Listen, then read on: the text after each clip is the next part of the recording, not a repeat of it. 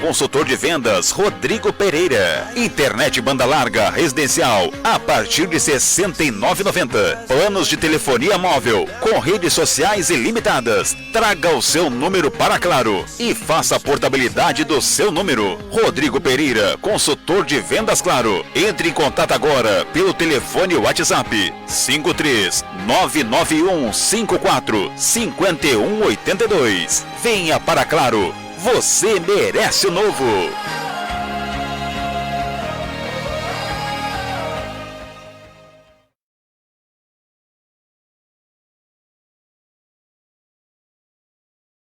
Olá, boa tarde para você que está ligado na Rádio Web Fragata.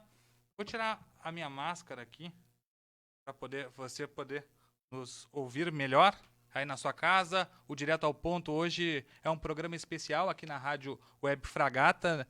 Um programa na tarde desta quinta-feira, agora são 16 horas e 16 minutos, e vamos receber o deputado federal Daniel Trezerciak. O Direto ao Ponto tem apoio comercial de Pé de Pano, prestadora de serviços, se precisar de fretes, limpeza de fachadas, podas de cerca viva, cortes de grama, entre outros. Pé de Pano é a solução. Contato pelo 991-41-8069 e LC Revendedora de Cosméticos, perfumaria, maquiagem, cremes e linha Bem-Estar. Procure nas redes sociais e fique por dentro das novidades. Facebook é Linca Costa Rinodê e no Instagram é @lincacosta. Você também pode entrar em contato pelo 981-195843. Daniel Trezerciak tem 34 anos, em 2018 fez 74.789 votos, é jornalista e bacharel em Direito. Muito boa tarde, seja bem-vindo à Rádio Web Fragata. Boa tarde, Igor.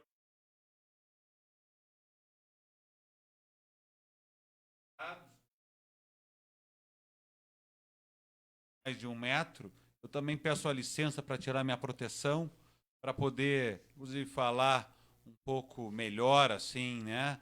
E um prazer poder estar aqui na Rádio Fragata, conversar com todos que nos acompanham virtualmente, estão nos vendo também, nos ouvindo. Importante para a gente fazer aí uma prestação de contas e que a população também saiba o que a gente vem fazendo por Pelotas, pelo Fragata, pela Guabiroba, e tantos bairros que a cidade tem, né? Pelotas cresceu tanto nos últimos anos. E nós temos um passivo muito grande, uma carência muito grande, muitos anos sem deputado federal. Então, a importância da gente ter representantes de Pelotas em Brasília. Então, acho que estou aqui à disposição para a gente bater um papo, né? O Igor já conheço também do mundo da comunicação. Eu tenho muito orgulho de ter trabalhado durante muitos anos em Pelotas, na área da comunicação social, em várias emissoras, começando na TV universitária, da Universidade Católica de Pelotas, depois trabalhei na TV Pampa, depois na RBS TV. Enfim, eu acho que isso me fez conhecer a cidade de uma forma diferente. Daniel, já vou entrar nesse Claro, ponto, que é a minha pergunta inicial.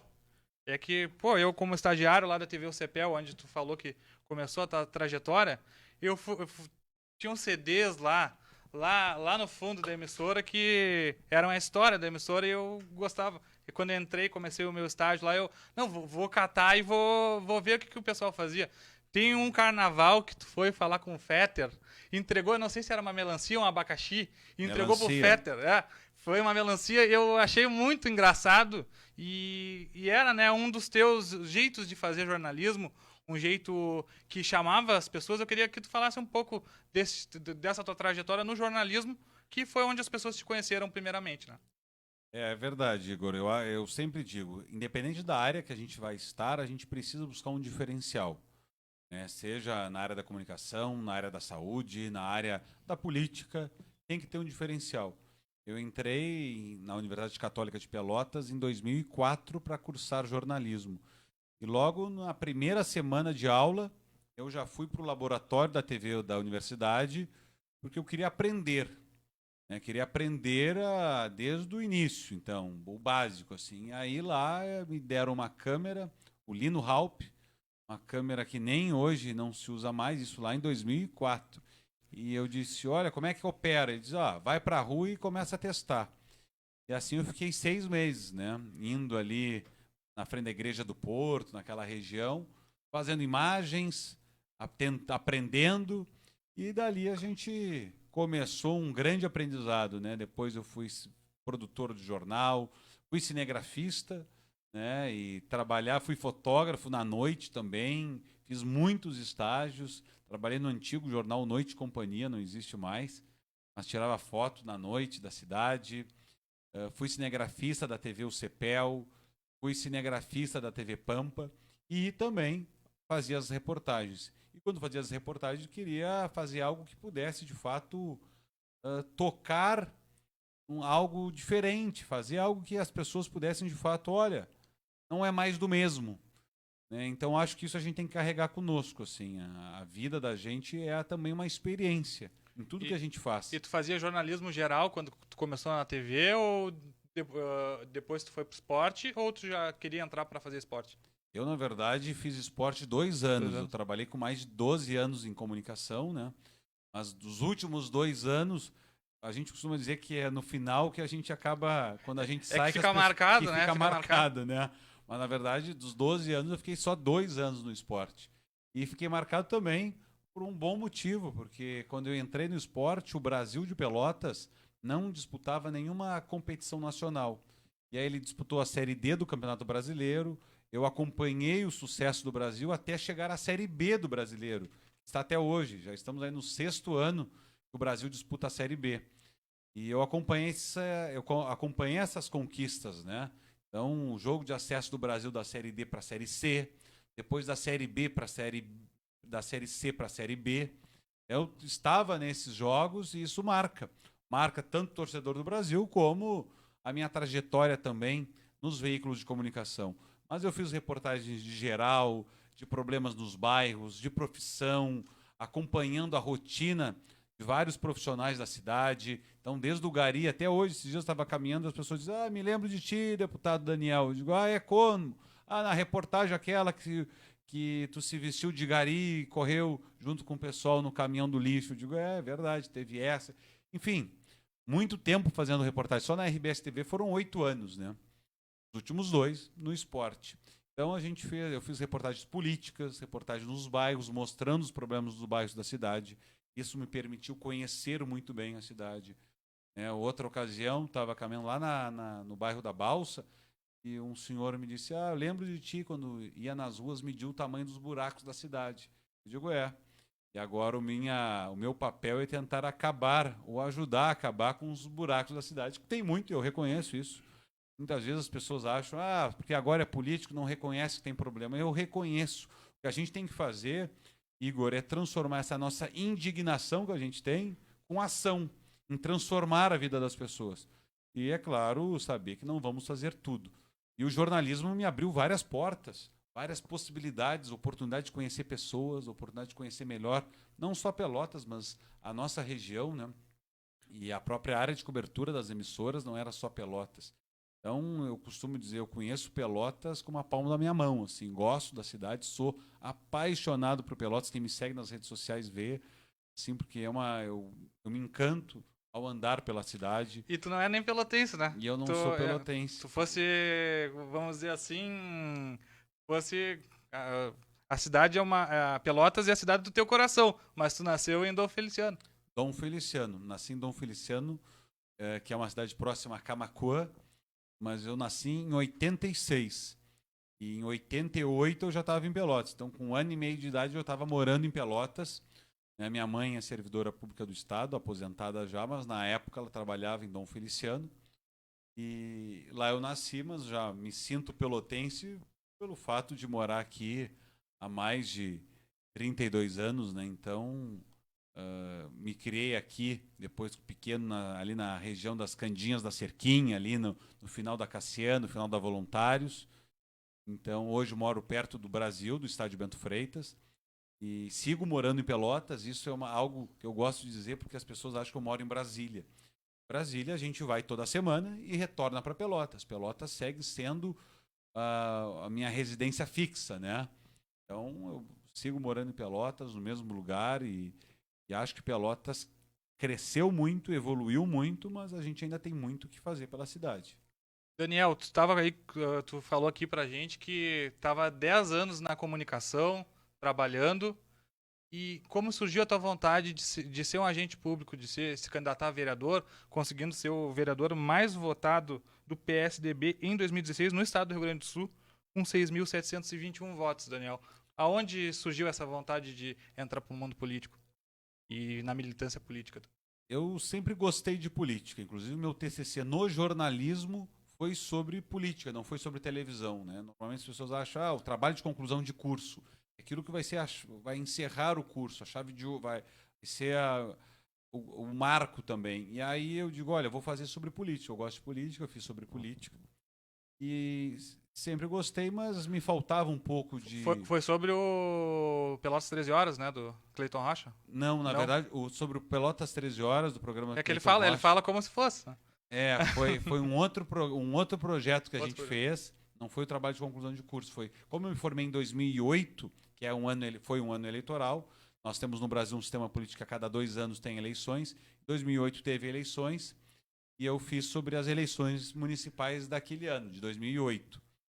E sobre a avaliação e uma análise daquela campanha eleitoral voltado à questão do marketing, né? E no 13 Horas eu fiz um outro projeto da universidade também, que foi um grande aprendizado, porque hoje o programa 13 Horas é o segundo programa mais antigo de debate do estado do Rio Grande do Sul. Então é um programa que tem história e que tem uma credibilidade muito grande.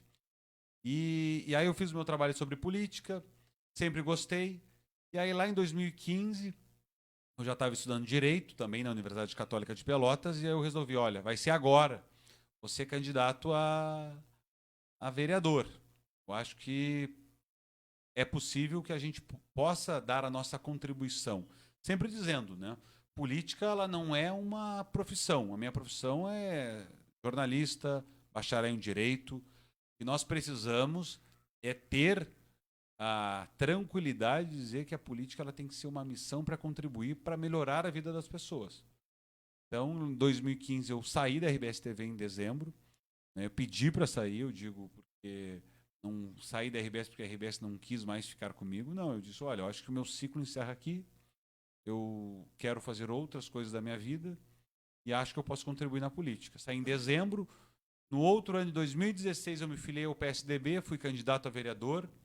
Fiz uma campanha como Daniel da TV, porque o meu sobrenome ele é muito difícil de dizer, de escrever. É difícil para tudo, assim. Tem muita consoante e pouca vogal. Isso dificulta, né? Quer sair de um R para um Z? Exatamente. Zerciak.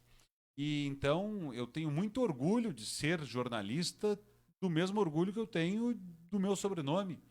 A questão de ser candidato como Daniel da TV é justamente porque na campanha eleitoral ela é muito curta. Tem pouco tempo para a gente poder conversar com os eleitores. Então, eu também tenho pouco tempo de exposição na televisão. Não, e tem que marcar, né, Daniel? Não adianta. A pessoa tem que ouvir o nome e aliar a tua pessoa. E nas próprias ruas, as pessoas, quando eu trabalhava na RBS, diziam, olha lá o guri do Jornal do Almoço, olha lá o Daniel da TV, olha lá o cara da RBS. Então, fui candidato como Daniel da TV. Repetindo, tenho orgulho, tanto é que uso, né, o meu sobrenome agora, Daniel Tzerciak. Mas eu digo, o nome da gente... ele é a nossa identidade. Mas o que importa na política é que a gente possa ter trabalho. Né? Então, me chame de Daniel, Daniel da TV, deputado Daniel, Daniel Tzerciak, seja como for.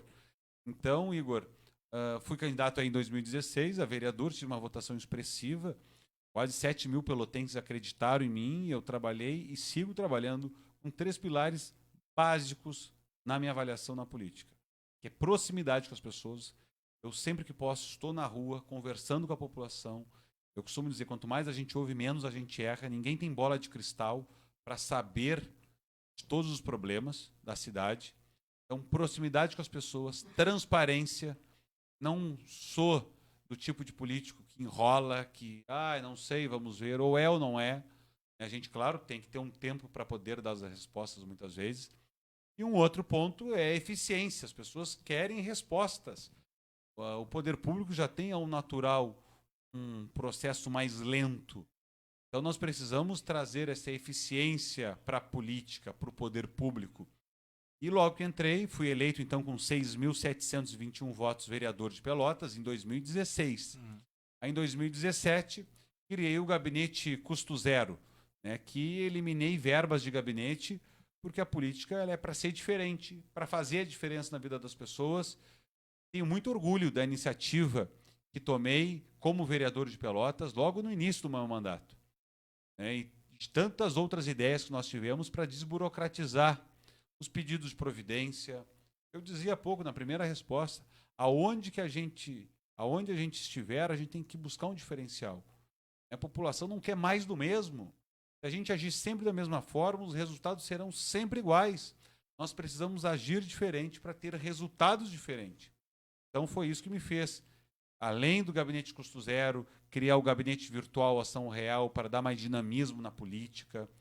E aí em 2018, fui candidato a deputado federal e Pelotas ficou um período muito grande sem representantes na Câmara dos Deputados. A Câmara de Vereadores te ajudou bastante nesses 2 anos que tu passaste pela Câmara? Te ajudou a te preparar para a Câmara dos Deputados ou é algo completamente diferente, que uma coisa não envolve a outra e não ajuda muito? Ajudou muito, Igor, porque o processo legislativo, conhecimento, o diálogo, a gente vai amadurecendo, né? Não existe assim uma faculdade para ser vereador, uma faculdade para ser deputado federal. Não tem uma regra, não tem uma receita. Cada agente político age da forma que acredita que tem que agir. Age da forma que acredita que os seus eleitores, a sua comunidade, gostaria. Eu sempre tenho o mesmo comportamento, como vereador ou como deputado federal. O combate aos privilégios. Eu, como vereador, já disse, criei o gabinete custo zero. Como deputado federal, eu estou no ranking dos políticos entre os deputados federais do Brasil que menos gasta recurso público. Mais do que isso, abri mão da aposentadoria especial para deputado, fiz a doação de 100% do recurso do auxílio mudança para o pronto-socorro de Pelotas, logo no início do mandato. Então, é bom que a gente já tenha aí um pouco mais de 2 anos de mandato, mas que a gente traga a cena, que a gente traga isso para que as pessoas tenham conhecimento também. Do recurso da cota parlamentar, eu economizo mais de 80% do valor. Então, combater o privilégio, seja como vereador, seja como deputado federal, tem que estar na nossa essência. Tem que ser o que nós somos realmente. E é isso que eu acredito. Então, com certeza, a Câmara Municipal de Pelotas me trouxe uma experiência muito válida. E agora, é claro, ser deputado federal é uma experiência que não é só para Pelotas. Sou um deputado federal do estado do Rio Grande do Sul, mas com um olhar atento a Pelotas, que me deu 55.360 votos. Eu só tenho que agradecer. É gratidão aos pelotenses e o retorno, muito melhor do que dizer obrigado, é fazer investimentos na cidade. Trazer recursos que estão concentrados em Brasília para a cidade, para o Fragata, para Guabiroba, e a gente vai falar daqui a pouquinho desses investimentos. Então, não tenho dúvida alguma que ser morador de Pelotas, viver aqui, gostar da cidade, faz que a gente invista aqui, invista nos bairros da cidade. Por mais que as pessoas possam comentar, mas o meu bairro, a rua está ruim, a lâmpada está queimada, o posto de saúde não funciona da mesma forma. A gente também tem que trazer para a população que o meu papel não é hoje de ser prefeito da cidade. Sou deputado federal. Assim como numa empresa, assim como em qualquer atividade, cada agente político, na sua esfera municipal, estadual e federal, tem um papel a cumprir. O meu papel como deputado federal é trazer recursos de Brasília para investir na cidade. Não cabe a mim tomar decisões do executivo, que é o caso do prefeito, a prefeita aqui em Pelotas. Então cabe a mim ajudar a prefeita de Pelotas a fazer investimentos. E é nesta sintonia que a gente tem, nesta parceria. Eu trago os recursos e esses recursos são investidos na cidade, numa conversa e no diálogo aberto, não só com a prefeita, mas com a população também. Eu quero te perguntar também como é a tua relação com o Viana, que ele esteve aqui, falou com a gente, fez a entrevista, foi um dos primeiros, inclusive, a conversar com a gente aqui no programa na Rádio Web Fragata. e ele falou que se fosse para deputado federal, ele não queria, porque ele gosta muito daqui, ele queria ficar por causa da sua esposa aqui no Rio Grande do Sul, em Pelotas, que ela não gostaria de se mudar para Brasília, e disse que queria que o Daniel fosse candidato a deputado federal. Tu sempre pensou em ser candidato a deputado federal? Porque, vamos dizer assim, o cara é o vereador mais votado de Pelotas, o vereador do PSDB mais votado no estado. Seria fácil ser um deputado estadual. Da onde tu tirou a ideia de ser deputado federal no meio do teu mandato de vereador? Ninguém é deputado, ninguém, na verdade, é candidato, seja vereador ou a deputado estadual ou federal, porque quer. Na verdade, tem que ter um entendimento e um projeto para isso. E o projeto a gente entende qual é. A minha relação com o Viana, que é deputado estadual, com a prefeita Paula, com o Eduardo, nosso governador, ela é muito boa. A gente tem que estar em sintonia. Não quer dizer que a gente concorde em tudo. A gente pode ter divergências. É natural da democracia, é natural que numa família as pessoas pensem diferente, é natural que num grupo de trabalho as pessoas pensem diferente, num grupo de WhatsApp também. Então, o fato que me levou aí a ser candidato a deputado federal foi chegar num entendimento de que o Viana tinha, né, a vontade de ser um candidato a deputado estadual. E eu achava que naquele momento era o melhor que nós poderíamos apresentar. E deu certo. O Viana foi eleito deputado estadual, eu fui eleito deputado federal, o Eduardo foi eleito governador do estado, e nós seguimos juntos, trabalhando por Pelotas, trabalhando pelo Fragata, trabalhando pela cidade, pela região. E cada um tem um papel a cumprir. O Viana, deputado estadual, hoje secretário de Meio Ambiente e Infraestrutura do estado, o Eduardo, governador do estado, mas conhece muito bem a nossa realidade. Eu, como deputado federal, tendo a possibilidade de trazer esses recursos para Pelotas. Então, acho que, como tudo, né, a gente tem que conversar para se entender, tem que ter disposição para o diálogo. E aí isso a gente teve, né, e deu certo. Eu acho que a população entende, sabe, nunca nos faltou essa transparência para conversar com as pessoas, nunca nos faltou esta porta aberta, assim, dizer, olha, Pelotas precisa ter deputado estadual, Pelotas pode ter um governador, pode voltar a ter deputado federal. Então, quem esperar que o deputado Daniel faça mágica, milagre, nós não vamos fazer, não tem como fazer.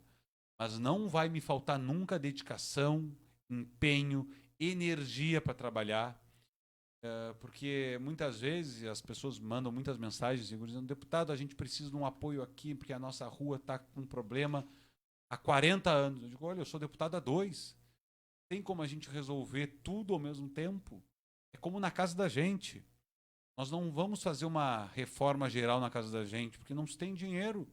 A gente vai fazendo aos poucos, ou mobiliando aos poucos a casa nova, ou fazendo uma reforma primeiro da cozinha, depois está pronta, pagou a reforma da cozinha, olha, vamos reformar a sala agora, depois reforma o banheiro, depois reforma o quarto. A casa da gente é como se fosse a cidade é como se fosse a casa da gente. Tem que fazer esses investimentos aos poucos. O cobertor é curto, né? As demandas, os pedidos são infinitos, nunca vão terminar. Agora, o recurso, o dinheiro, ele acaba, ele é finito. Então, a gente tem que ter essa compreensão. E eu não tenho dúvida alguma de que a população vai entender e entende, e precisa, obviamente, que a gente possa trazer essa informação. Bom, o que o deputado Daniel faz em Brasília? Estou à disposição para que as pessoas também entendam o que a gente faz em Brasília. Seja agora aqui na Rádio Web Fragata, seja no meu escritório, que é aqui em Pelotas. Meu único escritório no estado do Rio Grande do Sul é aqui em Pelotas. Então, que as pessoas possam aí ter essa disposição também para dialogar, para conversar, para ir no nosso escritório, que fica ali na Rua Gonçalves Chaves, 437, é uma quadra antes da Universidade Católica de Pelotas. Então, funciona das 9 da manhã até às 6 horas da tarde, sempre de portas abertas. Agora, claro, com a pandemia, portas abertas, mas tendo as restrições devidas. Então, que as pessoas possam participar também da política. Eu sou o representante de Pelotas do estado lá em Brasília. mas o mandato ele é participativo. Pessoas opinam, inclusive uma das primeiras reuniões lá em 2019, já falando um pouquinho sobre o resultado para a cidade, eu recebi um grupo de skatistas da cidade. E eles reivindicaram uma nova pista de skate para Pelotas. Lá em 2019 eu disse, olha, vamos trabalhar para tentar realizar esse projeto. E agora o projeto já está para licitação, vai ser no Parque Dom Antônio Zatter, que vai ser totalmente requalificado, com iluminação de LED, que vai ter a nova pista de skate. Enfim, então, este não é um projeto do deputado Daniel sozinho. Os skatistas de Pelotas participaram e a gente conseguiu aí concretizar este sonho. Em breve será realidade no Parque Dom Antônio Zatter, que é ali a antiga Praça dos Macacos na minha geração, pelo menos era chamada assim. Quando eu era pequeno tinha até um parquinho ali. É verdade. Daniel, como foi a tua chegada em Brasília? Eu queria saber um pouco porque a região estava há muito tempo sem deputado, sem representação. Como foi a tua chegada em Brasília? Olha, Brasília, até para a gente colocar assim, é uma cidade, é a capital do país e respira política, né? Lá onde o presidente fica, onde nós temos o Congresso Nacional. O Congresso Nacional é composto tanto pela Câmara dos Deputados como pelo Senado Federal. São 81 senadores da República. Cada estado tem 3 senadores da República e são 513 deputados federais. Dos 513 deputados federais, cada estado, de acordo com o número da sua população, tem um número de deputados federais. O Rio Grande do Sul tem 31 deputados federais. Tem estado, o mínimo que tem são 8 deputados federais. É o caso de Rondônia, por exemplo, são 8 deputados federais. Então, de acordo com o tamanho do estado, né, número da população. Chegar em Brasília, é claro, a gente monta o nosso gabinete. Tem o gabinete lá na Câmara dos Deputados. Quem for a Brasília e quiser visitar também. O gabinete em Brasília está de portas abertas. Então a gente tem lá uma estrutura para trabalhar.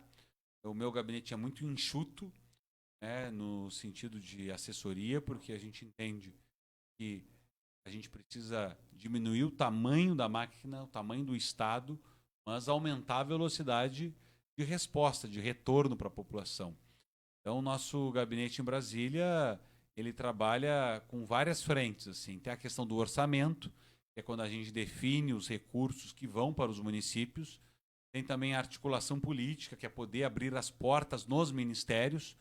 Muitas pautas dependem dos próprios ministros. Agora mesmo, antes de vir para cá, eu estava em reunião com a reitora da Universidade Federal de Pelotas, a professora Isabela. E lá, na conversa, ela diz, olha, a gente precisa de uma audiência com o ministro da Educação.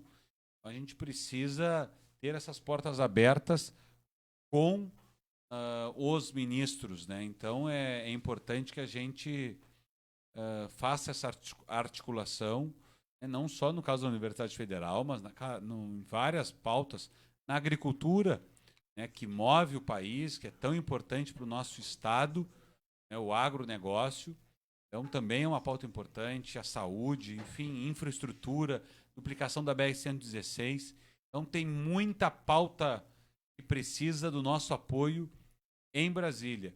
Uma delas, a gente está discutindo agora, é a redução dos pedágios, né? É um absurdo a gente ter esse pedágio, que é o mais caro do estado do Rio Grande do Sul.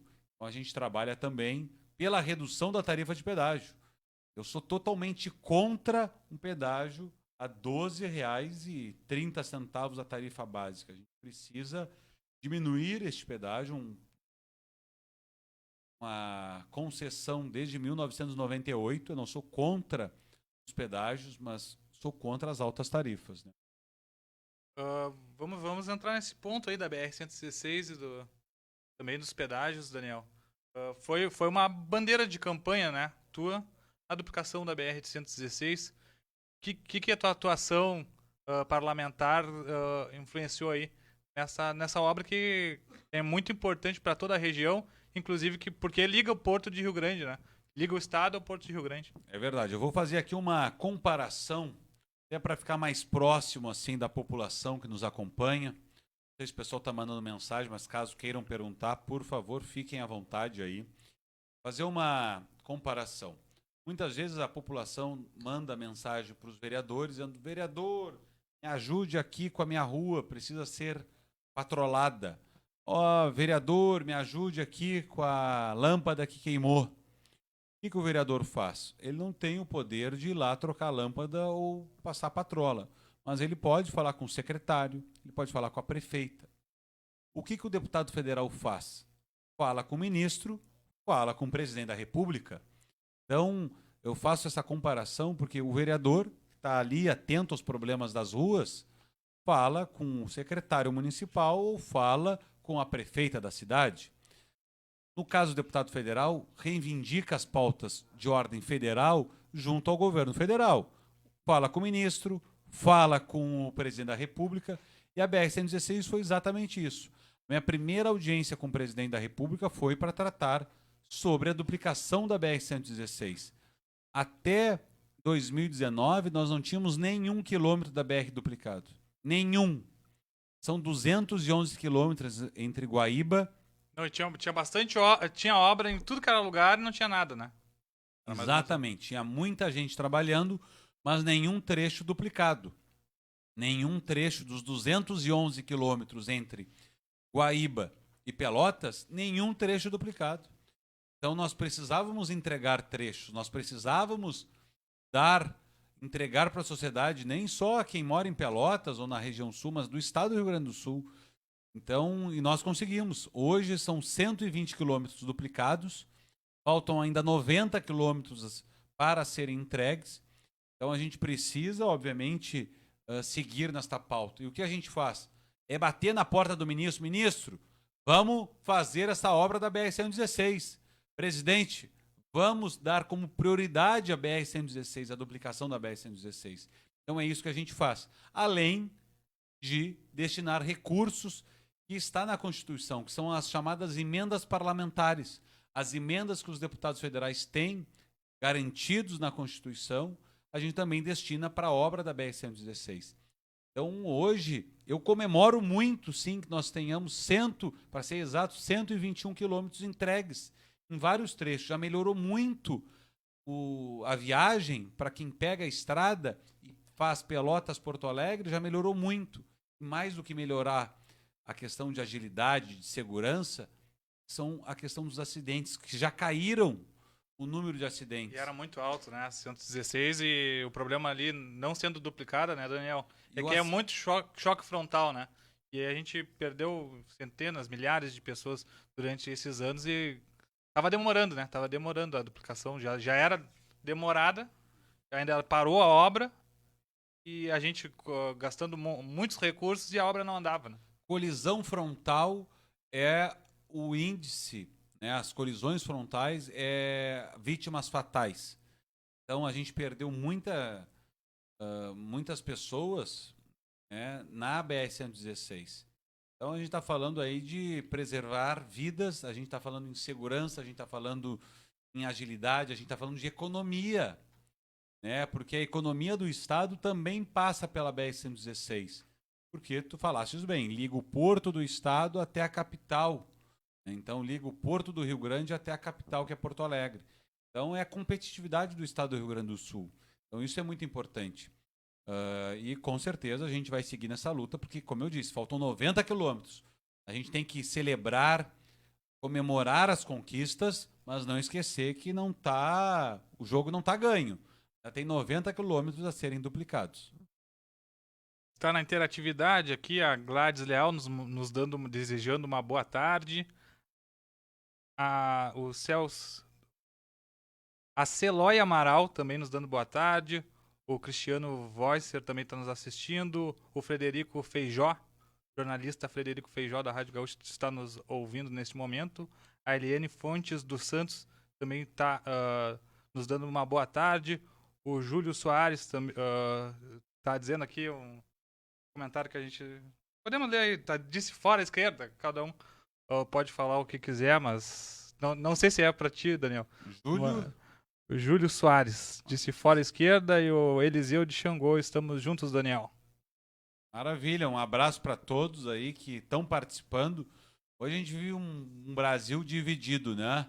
É impressionante, onde a gente fala ou participa, as pessoas acham que, olha, tem gente que acha que eu sou da esquerda, tem gente que acha que eu sou da direita, tem gente que... Seu neoliberal, não sei o quê, outro esquerdista. Exatamente. A gente vive no Brasil, infelizmente, na minha visão, dividido, parece que a gente está num brapel, assim, né? Ou tu torce pro Brasil ou torce pro Pelotas. Lá na Câmara dos Deputados é assim também, Daniel. Porque a gente vê que a política a gente tem que conversar para convergir para algo comum. E a gente vê que tem esses embates, pelo menos fora, né? Das pessoas tentando discutir política. Lá na Câmara é a mesma coisa ou vocês conseguem, de alguma maneira, dialogar mais? Se tem diálogo, mas há grupos, né, e há partidos políticos que querem polarizar. Né? E eu dizia, não pode ser uma torcida fanática. Não pode ser Brapel, Grenal, Fla-Flu. Política não se faz com raiva, política não se faz com ódio, política não se faz, né, querendo acabar com outro. Política se faz com ideia, política se faz com projeto, política se faz com diálogo. E tem que ter disposição para dialogar, tem que ter disposição para poder ouvir. Não é porque uma pessoa pensa diferente de mim que eu acho que ela não serve, ou é minha inimiga, ou adversária, eu quero ver ela fora do processo. Não. A gente vive num Estado democrático de direito. A gente tem que estar aberto a dialogar. Então, eu dizia, na família da gente, quantas pessoas pensam diferente? O pai pensa diferente do filho, que pensa diferente da mãe, num ambiente de trabalho também. E aí só por isso nós vamos dizer, não serve. E quantas pessoas, infelizmente, quantos amigos brigam por causa da política, Igor? Está errado. Na minha visão, não é, a gente não tem que discutir esquerda ou direita, a gente tem que discutir projeto, solução, né? projeto, alternativa. Então a gente pode ter... Porque o que as pessoas julgam hoje em dia por esquerda e direita? Nós temos mais de 30 partidos políticos no Brasil. Aí tu vai definir que um partido é de esquerda, um partido de direita, de centro-esquerda, centro-direita, de centro. Tem temas, eu digo isso, eu acho que a gente tem que buscar o equilíbrio. E tem temas, talvez, que eu tenda mais à direita, na economia, na questão do comportamento, olha... Mas é isso que eu digo, o estereótipo, essa imagem, ela não serve, não resolve os problemas de ninguém. O que resolve o problema é ter projeto, apresentar as melhores alternativas. A gente não pode ver nesse Brasil dividido, polarizado, né, e que muitas vezes o que querem é isso. E que é lá a extrema esquerda, né, é talvez isso. Eu acho que a gente tem que buscar a moderação, o equilíbrio da situação. Então... Me chamem de esquerda, me chamem de direita, mas vamos enxergar um caminho que seja para frente. Eu acho que nem centro, nem esquerda, nem direita, mas para frente. Eu acho que para frente, que a gente não costuma dizer nunca, né? Talvez esse seja o melhor caminho para o país. Né? Não seja nem pela esquerda, nem pela direita. Vamos para frente, que o Brasil aí, quem sabe, tem jeito. Daniel, eu queria que tu me explicasse como funcionam as emendas parlamentares.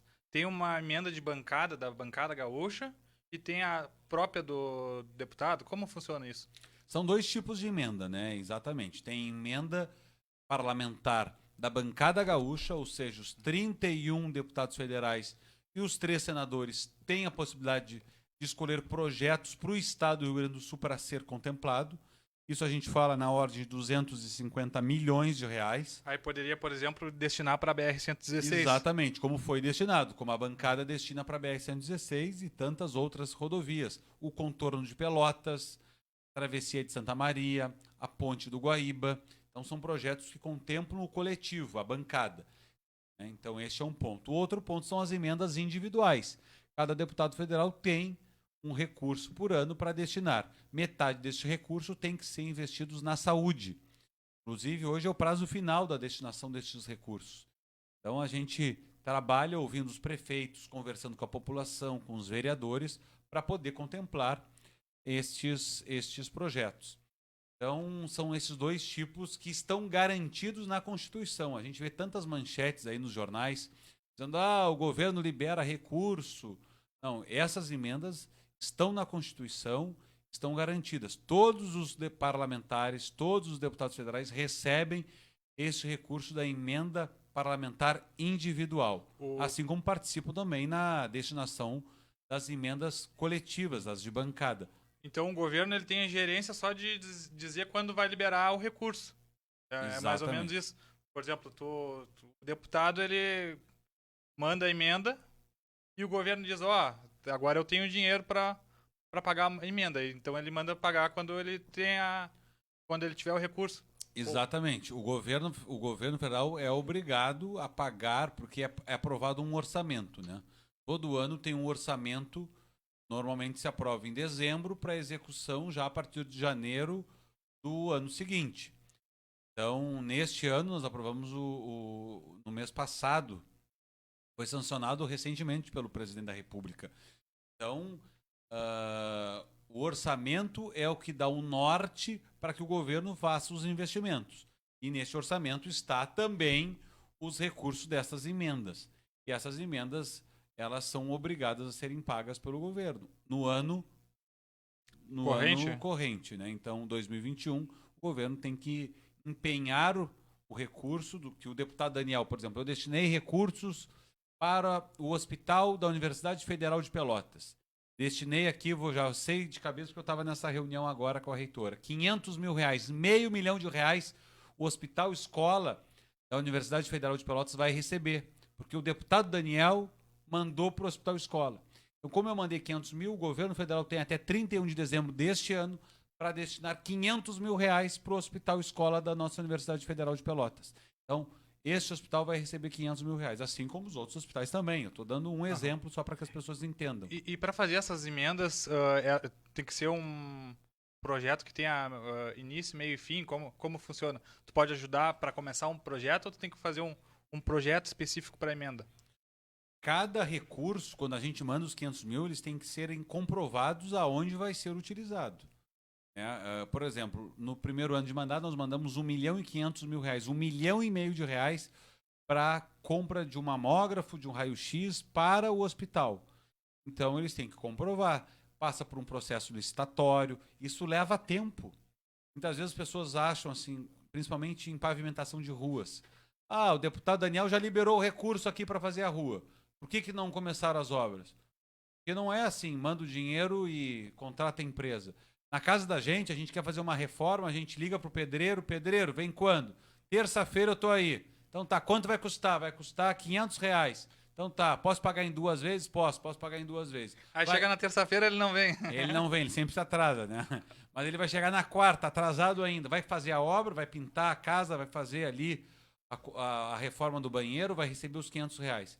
No poder público não é assim. Quando eu mando R$500 mil para fazer uma rua, quando eu digo fazer uma rua é colocar asfalto, fazer drenagem, o governo federal tem que liberar o dinheiro, tem que ter o projeto que tem que ser aprovado pela Caixa Econômica Federal, que é o banco que intermedia o recebimento do recurso. Esse projeto tem que ser aprovado por engenheiros da Caixa, por arquitetos da Caixa.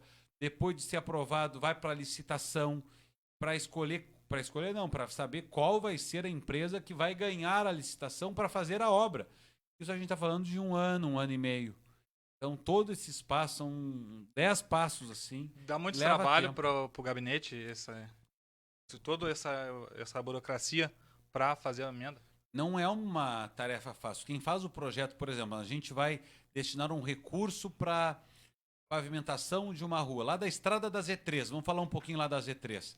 Nós destinamos R$900 mil para fazer um trecho, né, que é o pontapé inicial para a pavimentação da estrada da Z3. Esses R$900 mil nós destinamos, né, e esse recurso chega no município. O município tem que ter o projeto para saber quantos centímetros de asfalto. Alaga, não alaga, tem que botar tubos, tem que fazer a drenagem. Como é que vai ser a sinalização? Então, todo esse processo de engenharia não sou eu que faço. Quem faz são os engenheiros da prefeitura. Então, esse projeto tem que ser feito, analisado por outros engenheiros da Caixa, pelo Ministério que vai liberar o recurso. Então, isso a gente está falando, isso se der tudo certo, a gente está falando de um ano. Aí não, o projeto não ficou adequado, tem que mudar. Ao invés de 5 centímetros de asfalto, vão ser 7 centímetros, porque passa o transporte coletivo, porque essa rua tem uma caída. Então, cada projeto é um projeto, não é só, pega o dinheiro, bota o asfalto por cima. Não, não é assim. Então, normalmente, as pessoas já te procuram com um projeto já pronto, né? Chega a prefeitura, Daniel, a gente tem um projeto assim, só que a gente não tem verba, Tem como nos Exatamente, ajudar? ou eu mesmo muitas vezes tenho interesse. A própria Estrada da Z3 é o interesse do nosso mandato. Eu entendo que é uma comunidade que está muito distante, é um ponto também importante para o turismo da cidade E pra praia também, né? e para a própria Pra Praia do Laranjal. Então a gente destinou lá 2 avenidas do Laranjal, foram pavimentadas, o novo acesso à Praia do Laranjal foi pavimentado. Então a gente precisa fazer essas obras, precisa ter os projetos, só que isso leva tempo. E as pessoas, claro, todo mundo tem pressa, né? Mas tem que ter um pouco de paciência e nós temos que ter persistência. Estamos no programa Direto ao Ponto, conversando com o deputado federal Daniel Trezersiak. Acertei o nome? Acertou, quase isso na verdade, né? Mas como é difícil, Tzerciak, ou chama de Daniel da TV, Daniel Tzerciak, deputado Daniel, que eu dizia, né? Pode ser quem está nos acompanhando aí e quiser me achar no Facebook, não vai ser difícil. Bota Daniel T, é Daniel de TV, Daniel da TV ou de Tzerciak. Então bota Daniel T, já vai me achar no Instagram também, me segue ali, tem no Facebook, enfim. O Direto ao Ponto tem apoio de Pé de Pano, prestadora de serviços, se precisar de fretes, limpeza de fachadas, podas de cerca viva, cortes de grama, entre outros. Pé de Pano é solução. Contato pelo 991 41 8069. E LC Revendedora de Cosméticos, perfumaria, maquiagem, cremes, linha Bem-Estar. Acompanhe-nos nas redes sociais e fique por dentro das novidades. Linca Costa Rinodê, você pesquisa lá no Facebook, e @Linca Costa no Instagram. O telefone de contato é o 981 19 5843. Estamos conversando com o deputado federal Daniel da TV, para ficar mais fácil não errar o nome.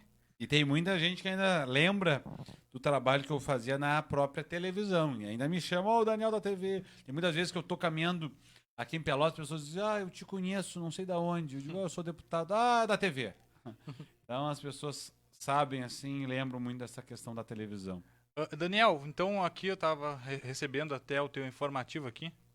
O mandato já teve aí mais de 30 milhões em recursos garantidos. Eu queria que tu falasse um pouco desses recursos garantidos para a cidade de Pelotas e que são 18 milhões e 120 mil que o mandato já destinou para a infraestrutura de Pelotas. Queria que tu destacasse quais são os principais pontos dessas emendas parlamentares para a vida de Pelotas. Antes eu quero, inclusive, lançar um desafio aqui e fazer essa constatação para quem nos acompanha. Não teve na história da cidade um deputado federal que em 2 anos de mandato, eu lanço o desafio, se alguém me apresentar números, que tenha investido tantos recursos na cidade de Pelotas como o nosso mandato está fazendo. Como nós fizemos já em 2 anos de mandato. Não é ano eleitoral. Eu já venho fazendo esse trabalho desde o primeiro dia de mandato como deputado federal. Não teve na história de Pelotas um deputado que destinasse, não estou dizendo isso para me vangloriar, para receber elogios, não é para isso. É para mostrar a importância que é ter um deputado federal daqui de Pelotas. Então, em 2 anos, nós destinamos mais de 30 milhões de reais. Nós fizemos um informativo que está aí contigo, e quem quiser também pode achar nas redes sociais, né, e pode passar lá no nosso escritório, na Rua Gonçalves Chaves, em um informativo que tem, de forma muito didática, os investimentos. Desses 30 milhões de reais, 18 milhões investidos em infraestrutura, mais de 20 ruas contempladas, ruas e avenidas de Pelotas contempladas com recursos do nosso mandato. Então, a gente sabe que tem muitas ruas ainda a serem contempladas, mas nesses 2 anos de mandato, nós conseguimos destinar ruas, e aqui eu vou dizer algumas, que foram requalificadas, outras estão já em obras e outras ainda vão entrar em obras, em função até dessa burocracia que eu comentava há pouco. Avenida Zeferino Costa, lá no nosso aeroporto internacional de Pelotas, do aeroporto, né, até a Avenida Cis Brasil, requalificado. Era uma buraqueira ficou boa braba. aquela obra ali, né? Era muito complicado. boa. Bem na entrada do aeroporto, Era um cheio de terror, buraco, era né? um caos, era buraco atrás de buraco e agora está requalificado. As pessoas vão dizer, essa obra foi a prefeitura que fez. Só fez a obra porque nós trouxemos recursos de Brasília. Se não tivéssemos deputados federais, deputado federal da cidade, não teria obra nem da Zeferino Costa, nem na 25 de julho. A 25 de julho, que foi colocado o asfalto e feita a drenagem, ali da Avenida Fernando Osório até a João Jacobaini. Então, uma obra importantíssima para a cidade de Pelotas, porque é o acesso, a entrada de Pelotas pela Avenida 25 de Julho. Além disso, 2 avenidas do Laranjal, mais de 2 milhões de reais. Um novo acesso à praia. A Avenida Senador Joaquim Arthur Augusto Assunção e a Senador Joaquim Augusto Assunção. São 2 avenidas, mais de 1 quilômetro de via, que era de chão batido. Agora tu chega na praia com asfalto, valoriza a praia, o ponto turístico. Então, já está praticamente concluída essa obra. E não é só asfalto. Além da drenagem, do asfalto, tem calçada, tem ciclovia. Uma obra importantíssima. Tem no Areal a Avenida República.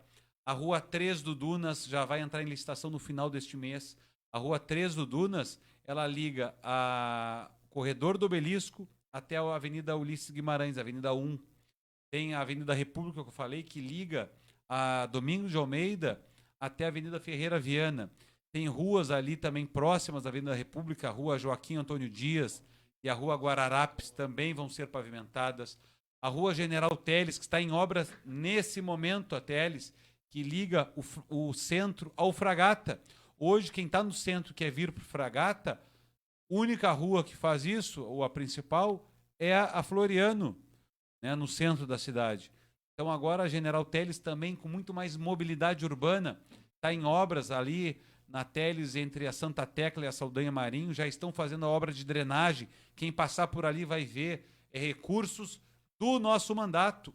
Mais do que isso, a Rua Alberto Bento aqui no Fragata, na Cobre Fragata, Rua Alberto Bento, que passa o transporte coletivo entre a Rua Carmen Miranda e a Paulo Zanota da Cruz, um trecho importante, né, ali na Cobre Fragata. Rua Alberto Bento também entra em licitação em breve.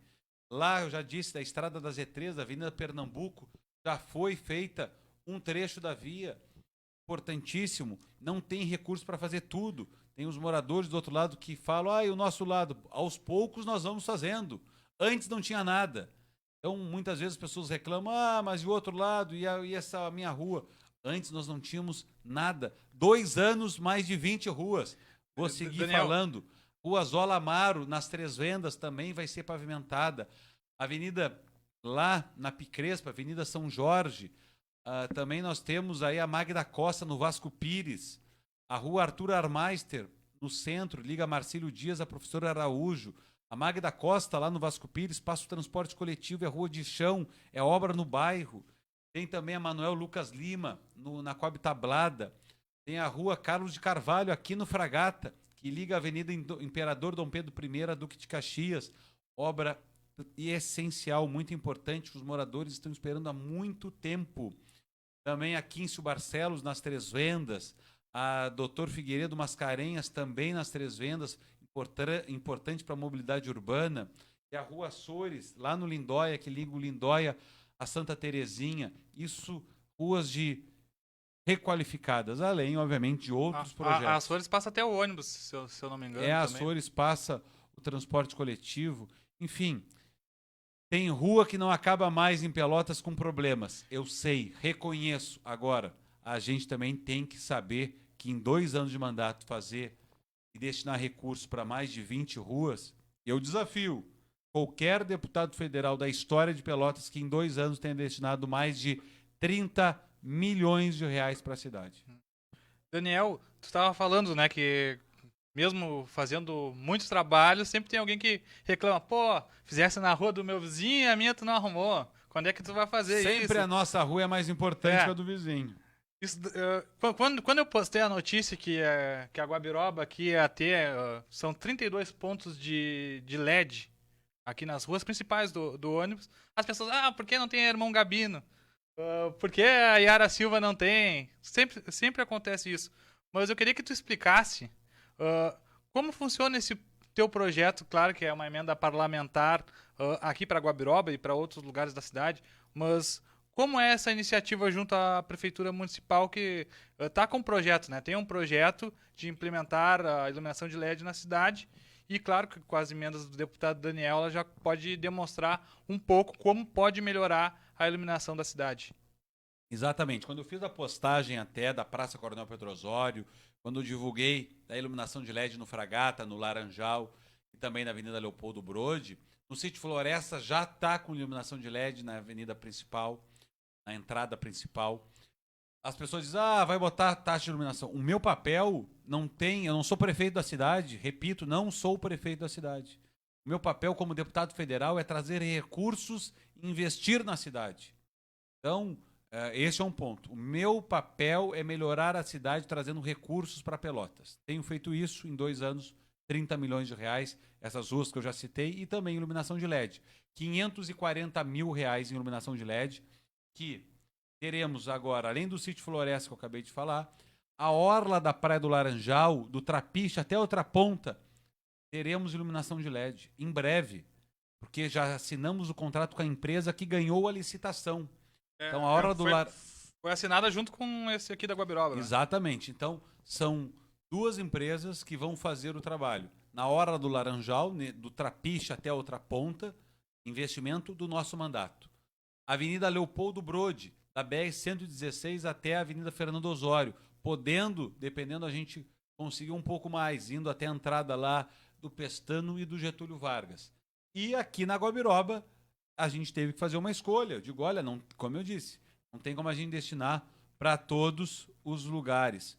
Mas aqui na Guabiroba a gente destinou, né, para as ruas Irmão Fernando de Jesus e a doutora Arnaldo da Silva Ferreira, que serão as beneficiadas, que é o acesso ao bairro. Onde né? passa o transporte coletivo, onde tem os comércios também. Onde tem uma concentração maior de pessoas. Então, não tenho dúvida que a iluminação de LED vai transformar a Guabiroba nesse acesso principal e depois a gente pode seguir investindo recursos, mas eu quero dizer que a cidade é grande demais. Não tem como a gente fazer todos. Mas por que não esticou um pouquinho? Não.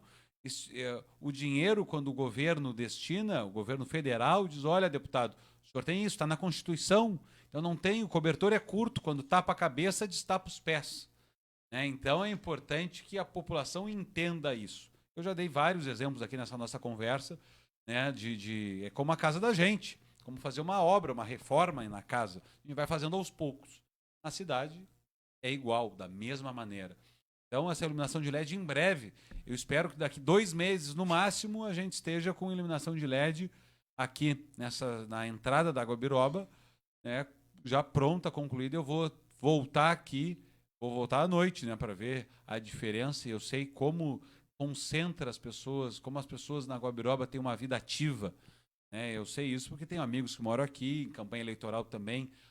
As pessoas estão sempre nas ruas, tem muito movimento e vai, com certeza, melhorar muito a Guabiroba, que tem todo o meu apoio. Né? Eu estou aqui à disposição para ouvir também as críticas construtivas das pessoas que moram aqui. Inclusive, quero dar uma caminhada, dependendo do horário que for, se não estiver muito tarde, aqui para conversar com a população, saber se a população está sabendo de fato que aqui na Guabiroba teremos iluminação de LED. Sem nenhuma taxa, sem nenhum nada. Este é o investimento do nosso mandato. Daniel, a gente sabe que a Câmara dos Deputados é o grande palco das decisões do país. Né? Todos os projetos passam pela Câmara dos Deputados. E tem algumas votações polêmicas. Teve, eu acho que o Fundeb, que o pessoal a gente pegou muito no teu pé. Também teve a reforma da Previdência. Como chega para ti, por exemplo, a pressão de alguns sindicatos, de pessoas, de grupos de pessoas? Porque a gente vê, né, que tem a maioria dos projetos ninguém dá bola. Mas 1 ou 2 o pessoal enche a tua caixa lá de mensagens. Eu queria que tu fizesse uma avaliação sobre esses projetos polêmicos aí. Como é para um deputado receber várias opiniões diversas, ou alguns concordando, outros discordando. Todo mundo quer dar pitaco naqueles projetos ali. Quando a gente tem convicção, quando a gente trabalha com dados, com números, quando a gente acredita no que está votando, as críticas podem vir. Faz parte. Os sindicatos, o corporativismo das atividades faz parte. Eu voto por convicção, não voto conforme a pressão. Né? A pressão faz parte. Né? Tem bastante? Só a gente tem que olhar a floresta toda. Ninguém vive numa ilha, ninguém vive isolado. Agora, as pessoas, infelizmente, criam muitas fake news, se espalha muito, mas, como eu disse no início, eu trabalho com a minha convicção, com a minha consciência tranquila, ando pela cidade, pelo estado, pelo país, de forma muito tranquila, porque eu sei o que eu estou votando. Não voto porque fui pressionado, porque quando a gente vota por pressão, a gente vai mudar de lado conforme a maior pressão que tiver. Quando a gente vota com convicção, a gente dá entrevista em rádio, a gente dá entrevista em jornal, em televisão, que a gente acredita. Na reforma da Previdência, eu não via esses que falam, até hoje que eu votei, né, na reforma da Previdência, e votaria quantas vezes forem necessárias, eu não escuto eles falarem que antes nós tínhamos no Brasil, Brasil dividido, onde a empregada doméstica se aposentava 10 anos depois do que a patroa, porque a patroa conseguia se aposentar por tempo de contribuição, a empregada doméstica só quando chegasse na idade. Isso eles não falam. Eles não falam que o pedreiro se aposentava 8 anos depois do que o dono da obra. O cara que manda construir, o construtor, se aposentava 8 anos antes do pedreiro. O pedreiro só conseguia se aposentar quando chegasse na idade. O dono da obra, que tinha condições, se aposentava por tempo de contribuição. Estava errado. A gente tinha um Brasil dividido. Qual é o ponto mais delicado? Que as pessoas até hoje comentam, mas agora a gente vai ter que trabalhar muito mais. Talvez tu lembre, Igor, dos teus avós comentarem, das pessoas saberem, antigamente as pessoas morriam no Brasil, é uma verdade, com 60 anos de idade. E muitas vezes não sabiam nem do que morriam. Morriam e muitas vezes não se tinha nem a medicina não era avançada, não tinha nem tratamento. Hoje em dia, isso que eu estou dizendo, eu não estou inventando aqui. Hoje em dia, o brasileiro vive muito mais. As pessoas, de uma forma geral, estão vivendo muito mais. Por vários avanços, inclusive na medicina. Hoje em dia tem tratamento para câncer, as pessoas estão vivendo mais. A média hoje no Brasil é que uma mulher, e aí tem essa diferença de mulher e homem, por isso que há diferença também na Previdência, a mulher vive até os 85 anos e o homem até os 83. As mulheres ainda estão vivendo mais do que nós. O que eu quero dizer com isso é que o que nós tínhamos antes no Brasil, antes da reforma ser aprovada? A pessoa passava mais tempo recebendo do que contribuindo. É uma conta matemática, não tem como fechar. A pessoa passava mais tempo vivendo e recebendo do que ela contribuiu para o sistema. E esse sistema faliu, quebrou. Não é uma questão política, é uma questão matemática. E o crescimento da população também diminuiu, né? Antigamente tinha um crescimento bem maior de pessoas ativas no mercado de trabalho. Nós vamos chegar daqui 20 anos com mais pessoas aposentadas do que trabalhando. Mais pessoas vão estar recebendo do que contribuindo. Então, é necessário e foi necessário aprovar essa reforma da Previdência. Isso não é uma questão de ideologia, não é uma questão de partido político, isso é uma questão matemática. Independente do presidente da República que ganhasse, poderia ser o Haddad, poderia ter sido o Cabo Daciolo, poderia ser o Ciro Gomes, teria que ser feita uma reforma da Previdência. Então, é uma questão matemática. Eu trouxe aqui esses dados e é uma verdade, as pessoas estão vivendo mais no Brasil e que bom que estão vivendo mais. Então, se amplia também o período que as pessoas vão ter que contribuir mais. Então, e eu abri mão da aposentadoria especial. Eu não tenho aposentadoria de deputado federal, eu tenho aposentadoria do INSS, como praticamente todos os milhões de brasileiros contribuem para o INSS. Assim como eu contribuí na televisão quando trabalhei, eu sigo contribuindo agora. Não tenho privilégio, não tenho mordomia. Então, esse é um ponto. A questão do Fundeb que tu colocasse, a gente poderia citar tantos outros. Também. Mais fake news que são criadas e que a população muitas vezes não consegue entender. Né? Então, o Fundeb, eu sou totalmente a favor, que é um recurso do governo federal de apoio à educação infantil e à educação pública. Né? Isso que é bom a gente dizer. E isso custeia as atividades nos municípios. Tá? Agora, o que a gente apresentou lá era uma possibilidade que uma parcela deste recurso pudesse ser para as escolas filantrópicas. Eu não vejo essas pessoas que criticaram lá o meu voto falar ou afirmar, por exemplo, a Santa Casa, as Santas Casas. O hospital é filantrópico, recebe dinheiro público. A Santa Casa... A universidade que a gente estudou, né, Daniel? Eu me formei em jornalismo graças ao ProUni. Não existisse o ProUni, não é nada mais que o governo dar dinheiro por um... É dinheiro público investindo numa instituição filantrópica na educação superior. Quem criou isso foi o PT, essa é a verdade. O que nós queríamos e não foi aprovado, e que eu sigo com a minha convicção, qual é o problema de uma porcentagem, assim como já existe o ProUni, que é dinheiro do governo, dinheiro de todos nós, colocado no ensino superior. O que a gente está falando do Fundeb é dinheiro público também colocado em escolas filantrópicas. Escolas filantrópicas que podem... Um pai quer dizer, eu quero colocar o meu filho numa escola filantrópica. Poderia ser o Luiz Braille, por exemplo. Por exemplo, Luiz Braille. Se não me falha a memória, o São José, uma escola filantrópica, Pelotas. Então, ter uma parcela desse recurso destinado para os alunos. E aí a gente vive o corporativismo, a gente tem a pressão dos sindicatos e eu não tenho problema algum contra isso. Eu tenho, como eu disse para vocês, a tranquilidade de poder defender aquilo que eu acredito. Assim como o próprio PT criou o ProUni, por que a gente não pode ter para a educação, para a filha para um filho, para a filha de uma empregada doméstica, por exemplo, de um pedreiro, ter o seu filho, não numa escola do município ou do estado, poder ter uma escola filantrópica, uma qualidade melhor de ensino. Esta é a verdade. Isso, infelizmente, não chega aí a ser compartilhado muitas vezes nas redes sociais, mas a gente precisa, nas ocasiões, colocar as nossas manifestações. Então, acho que as fake news existem, a pressão existe. Quem gosta de pressão é feijão. Eu, por mim, pode pressionar à vontade e já invadem as redes sociais, não tem problema nenhum. E agora, com privatizações e com processos também de outros projetos polêmicos, reforma administrativa, a estabilidade do serviço público, são pontos sensíveis, mas tem que mudar. Não é para mudar, se é para seguir igual, o Brasil vai seguir igual.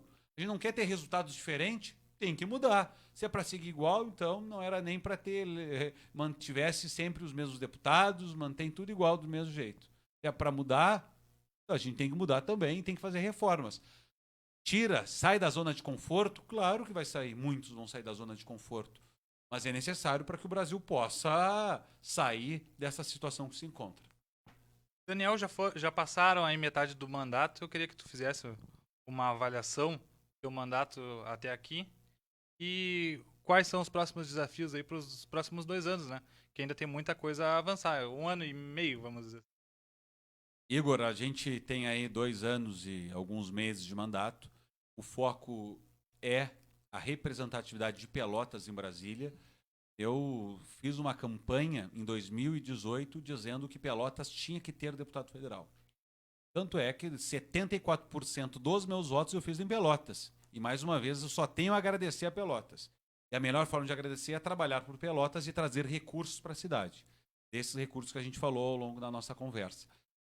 E é bom que a gente diga, eu sigo morando em Pelotas, vou seguir investindo em Pelotas. O projeto, algumas pessoas dizem, tu vai ser o próximo prefeito da cidade. Eu digo, olha, o meu projeto é ajudar Pelotas. Então, eu quero seguir contribuindo com a cidade, seja onde for. E o meu propósito é esse. Seguir destinando recursos para melhorar a vida das pessoas, na saúde, na educação, na infraestrutura, na requalificação de ruas, estando em Brasília para votar do jeito que eu acredito que é o melhor para o país e para o Estado. Então a gente tem que ter coragem para fazer diferente. Este era o lema que eu usei lá em 2018. Coragem para fazer diferente. Se não tiver coragem, a gente fica sempre no mesmo lugar. Então essa coragem a gente precisa para investir na cidade. Meu objetivo é esse, seguir trabalhando por Pelotas e pela região sul. Por que região sul? Porque a nossa região aqui ela é a região mais empobrecida, enfraquecida e que precisa voltar a crescer. A gente precisa soltar o freio de mão e pisar o pé no acelerador. Só que para que isso aconteça, são vários fatores que precisam estar nessa engrenagem.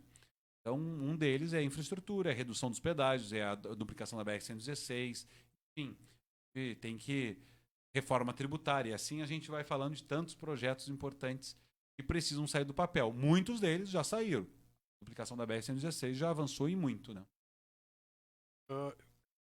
Eu tinha marcado 1 hora com... Me passei um pouco, Daniel, mas Conversa é boa, é assim, passa rápido. queria te agradecer por ter comparecido aqui na Rádio Web Fragata, um novo estúdio aqui que a gente montou na ideia do nosso diretor J. Machado, aqui na Guabiroba, um novo meio de comunicação, e queria agradecer a tua presença no programa Direto ao Ponto. Maravilha, Igor. Eu que te agradeço o convite, estou à disposição. Vou aqui, inclusive, deixar o meu telefone de contato para que as pessoas possam participar.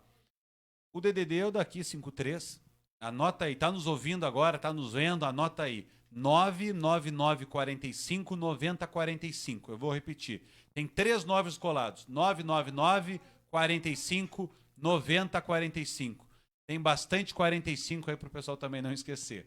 Igor, deixa eu ver o meu microfone agora aqui, beleza, tá aí, beleza? A pessoa, uma boa noite, que eu estava só nos bastidores aqui, né? Mas a pessoa que tem o dom do microfone jamais esquece, né? Não adianta, né? Agora, eu vendo passando o telefone, é assim, né, que funciona, né? O microfone vai fazer parte da tua vida pro resto da vida, né? Com carinho, né? Com carinho, eu gosto muito, eu adoro comunicação, gosto, enfim, eu já tô encardido, assim, não sei mais. É verdade. Não, mas tá... É verdade, eu tô encardido. Eu tive que pegar uma água ali, porque Enferrujado já. Eu já tava... Exatamente, não, mas assim, ó, é uma satisfação ter um amigo aqui no estúdio da Rádio Fragata, um prazer aqui. O Igor aqui, sempre estamos batalhando, brigando, né, pro Igor, pro melhor. Não sei se meu áudio está sendo legal. Tá sendo legal? Então, só para parabenizar aí o teu trabalho aí, e pode continuar, e a rádio está botando à disposição qualquer coisa que tu venha precisar. A nossa humilde rádio está à disposição da tua pessoa, tá bom, meu irmão? Então, obrigado, tamo junto, tamo Machado, junto. Valeu, brigadão. Então, deixo aqui o meu telefone, 99945 9045, nos manda um WhatsApp ali. Tem também aí o nosso Facebook, nosso Instagram, Daniel TRZ. O pessoal pode seguir ali, Daniel Tzerciak 45. O nosso site, daniel45.com, nós criamos o poupômetro, tudo que a gente tem economizado, né? E isso, o reconhecimento veio do ranking dos políticos, estamos entre os melhores deputados federais do Brasil, né? Então isso nos coloca aí com um desafio muito grande de seguir nesse ritmo. Enfim, à disposição de todos, Igor. Tem canal no YouTube, o nosso escritório na Rua Gonçalves Chaves 437. Enfim, trabalho não falta, e a população que participe também, fica esse convite, porque a gente sabe que tem muito ainda o que fazer pela cidade. Então, Direto ao Ponto de hoje acaba por aqui. Conversamos com o deputado federal Daniel Tzerciak, do PSDB. Nosso programa volta no sábado agora. A gente vai fazer uma reprise, vamos retransmitir a entrevista do deputado Daniel nas redes sociais às 5 horas da tarde de sábado. E a gente volta lá no outro sábado com o seu Direto ao Ponto, programas de entrevistas aqui na Rádio Web Fragata, comandado por mim, Igor Slabão. Até uma próxima. Tchau!